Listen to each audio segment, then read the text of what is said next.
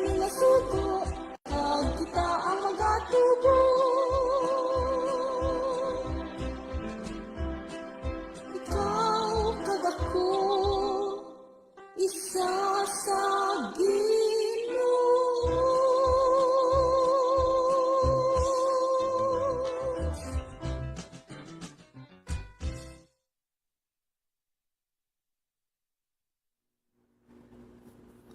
Abiyan sa liwat mayong aga dira sa imo kag welcome gid sa aton nga palatuntunan ang Ilonggo Daily Light from God's Word Radio Broadcast. Ining aton nga broadcast ginapatuhoy naton ini sa mga kabiyanan nga nagapamati sang aton nga programa sa mga istasyonan sang radyo sa Hinubaan sa Southern Negros Occidental, dira sa Sipalay City, sa Kawayan, sa Ilog, bisan pa sa Mulubulo, Kawayan, dira sa Cabancalan City. Nagapasalamat kita sa aton mga kabiyanan nga may small or low-powered FM radio stations nga replace sining aton nga mga broadcast. Busa, kabay pakunta ni Abyan, sa nagapamati ikaw sa sining malipot naton nga pagpamalandong, sining pulong sa aton Dios nanungod sang bana kag sa asawa, sa tubangan sining matarong, maalam, kagamhanan nga Dios. Makabaton kita sang husto nga relasyon kag kaangtanan sa aton kaugalingon nga asawa o kun bana, kag nga mapalig-on naton ang aton panimalay. Kinahanglan nga ang mga kasimbahanan may sakop nga mga pamilya sa diin ang bana kag ang asawa nakaibalo sang ila kaangtanan sa isa kag isa sa tubangan sa aton nga Dios. Diri sa ginsulat ni Moses para ini sa kasayuran sang mga kauturan nga wala nakapamati sang aton Cebuano portion. Nagasiling diri aton gina-translate ang Cebuano Bible no sa Inilonggo. Kag nagsiling ang Dios, buhaton naton ang tao suno sa aton kaugalingon nga dagway. Kag mangin kaangay sila sa aton.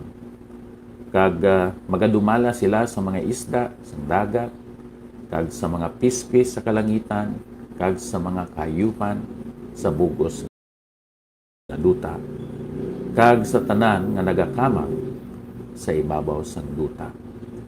Kaginbuhat sang Dios ang tao sa iya kaugalingon nga dagway, sa dagway sang Dios ginbuhat niya sila, lalaki kag babae. Iya nga ginbuhat sila. Kag nga ginpakamaayo sila sang Dios. Kag nagsiling ang Dios sa ila, magmuad kamo, kag punon ninyo ang duta, kag magagahom kamo sa sini. Kag magabaton kamo sang pagbulutan sa ibabaw sa mga isda sa dagat, kag sa mga kapispisan sa kalangitan, sa ibabaw sang tanan nga ginbuhat nga buhi, kag nga nagagiho sa ibabaw sang duta. Sa Kapitulo 2, versikulo 8, aton mabasa diri abyan. Versikulo 18, I should have said, "Nyan, ang Ginoo nga Dios nagsiling, hindi maayo nga ang tao mag-isa lamang. Himuan ko siya, sing kabulig nga bagay sa iya." Sa panahon ni Noe, diri sa Genesis Kapitulo 8, versikulo 20, "Nyan si Noe nagtukod sing halaran nga sa Ginoo, kag nagkuha sa tagsa ka sapat nga matinlo, kag sa tagsa ka pispis." Aton padayon nun.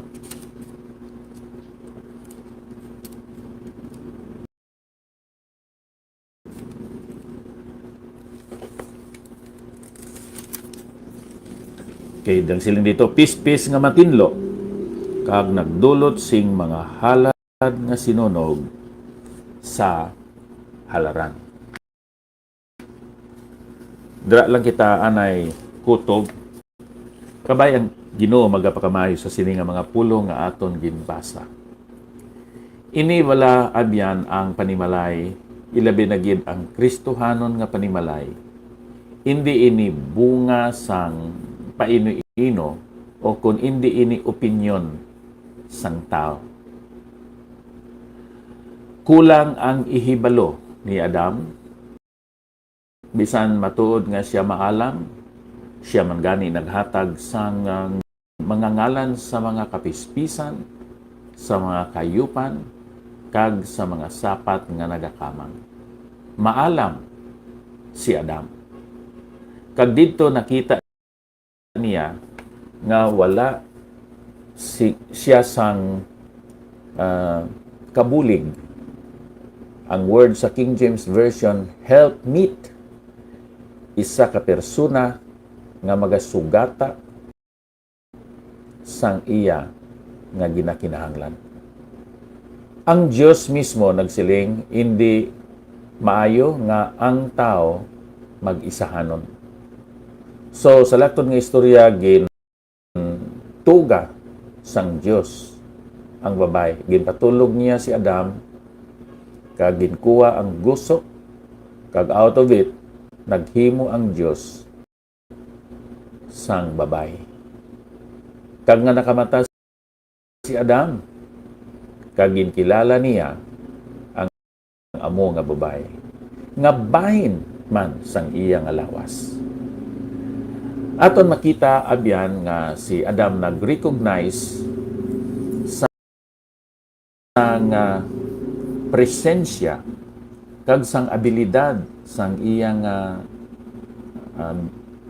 pares o kung spouse kag siya gihinganan nga si Iba.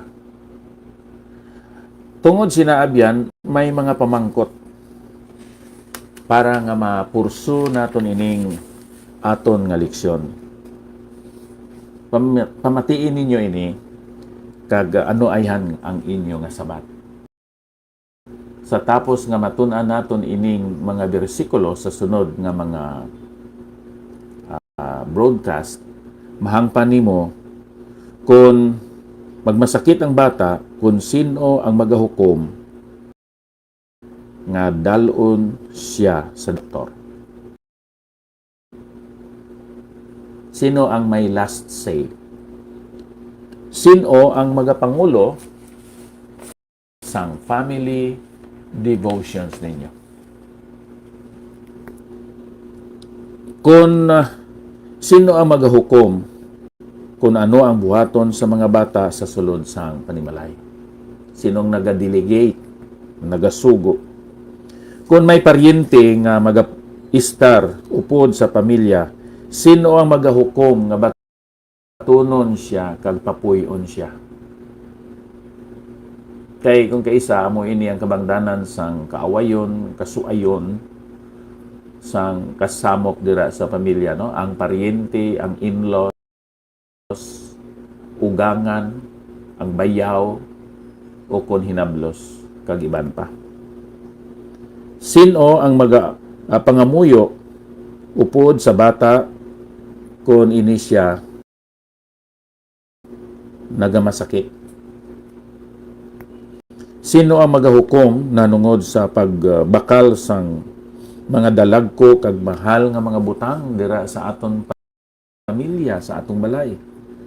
Kariabis ang auto, kung may kwarta gid man kamo, television, kung ano pa nga mga appliances. Sinong magahukom nanungod sa pag-eskwela sa mga bata? Diin sila mag-eskwela. O kung tugutan bala sila nga mag-istar o mag-eskwela sa malayo. Sa tapos nga aton bata na human na gid man sang ilang kurso, sino ang may last say aton bata o kung kita nga mga ginikanan? Sinong magahukom Kung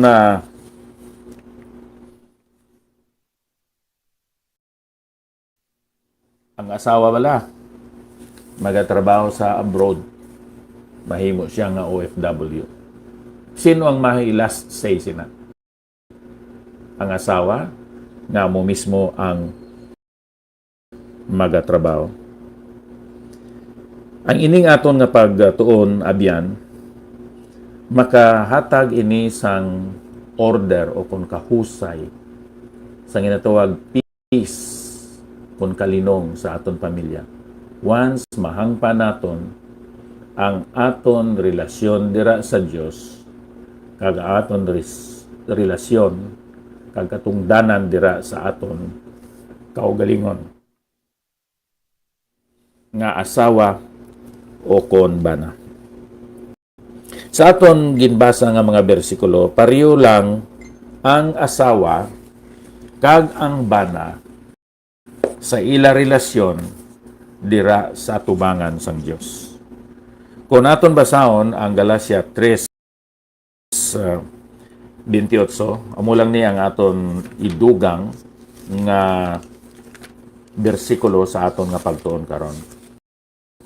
Galacia 3, versikulo 28.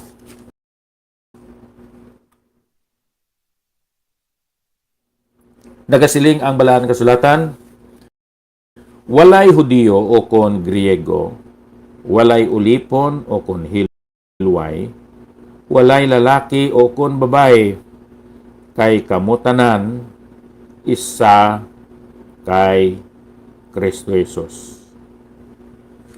So, kung relasyon gani ang aton hambalan, wala sing mataas, no?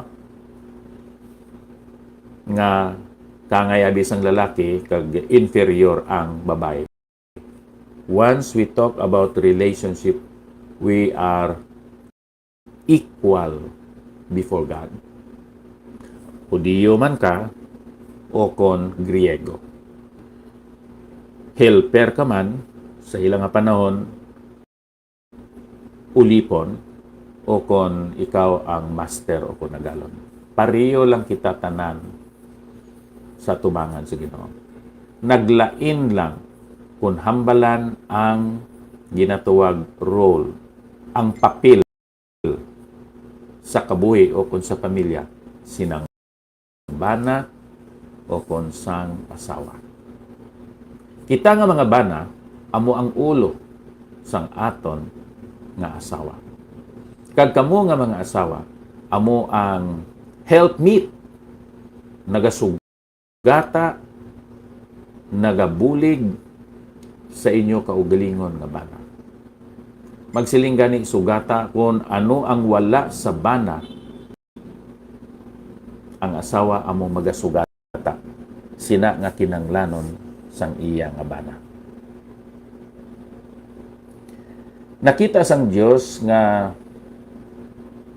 ang tao nag-isahanon, si Adam. Kag wala sang makasugata sang iya ginakinahanglan subong lalaki. Kag ang Dios amo ang nagsiling, it is not good for man to be alone. I will make a helpmeet for him. Kag sinong magasugata sang kinanglanon sang lalaki, sang bana, siyempre, ang iya kaugalingon nga asawa. Kung ang asawa dito sa gwa sang aton nga pungsod, hindi siya makasugata sang ginakinhanglan sang iya bana. Imo gintugutan nga matintar ikaw subong asawa o kung ikaw subong nga bana. Tungod kay wala kamo hiusa sa isa ka balay, sa isa ka lugar. Kag bisan matuod, madamo kamo sing kwarta, abyan, may kulang sa gihapon. Kag kabay pa kuntani nga mangin isa ini ka konviksyon o kung prinsipyo sa inyo pagpangabuhi subong Kristohanon nga mag-asawa.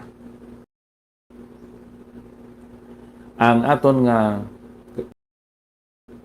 pagpuyo subong Kristohanon nga mag-asawa, ibutang naton sa aton panguna-una kasing tagipusoon nga kita maggamit sang Dios pinaagi na lang bisan na lang sa aton dungan hugop hiniusa nga pag-alagad sa iya sa lugar nga sa din iya kita nga ginbutang. Kung kaisa na bulag kita, nahimo kita nga mga ignorante sang isa sa mga handom sang Dios kung nga gintukod niya ang panimalay. You know, ang husband and wife, both are illustrations of the relationship of Christ with His church, His bride. Di ba? Amo ini ang ilustrasyon sang relasyon ni Ginoong Jesucristo sa iya iglesia. Kagkabay pakuntani nga makita sang aton bata o kon mga bata nga kita pariyo sa tubangan sang Dios nga nagahugop, nagakalipay, nagahiusa sa pag-alagad sa pagsimba dira sa iya. Hindi mabudlay para sa aton mga kabataan ang pag-alagad sa Ginoo kung kita mismo ilabi na gid sa adlaw nga Domingo nagakalipay, nagaaman gid sa aton kaugalingon sa pagsimba dira sa iya, sa espiritu kag sa kamatuoran, kag sa pag-encourage, no?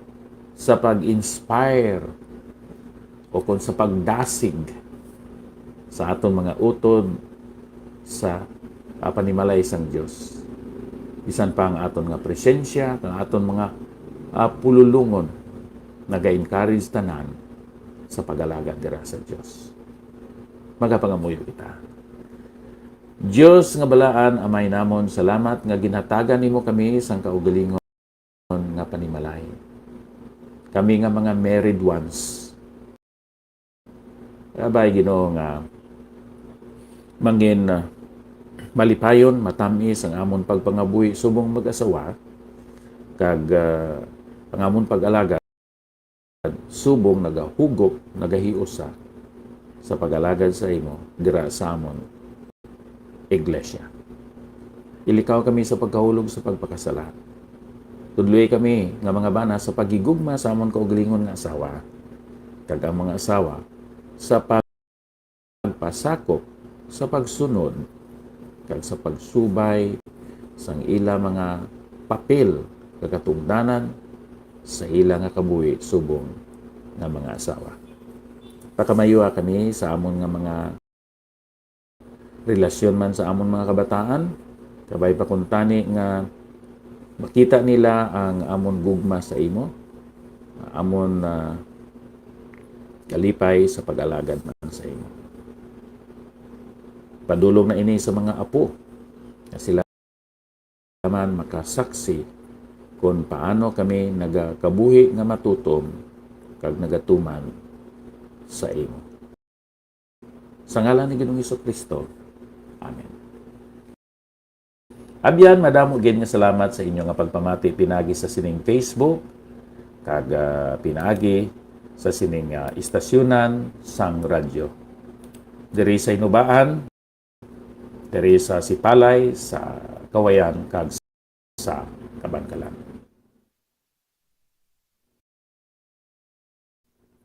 Okay, Nairel, salamat gid sang imo nga pag-replay sini aton segment karon.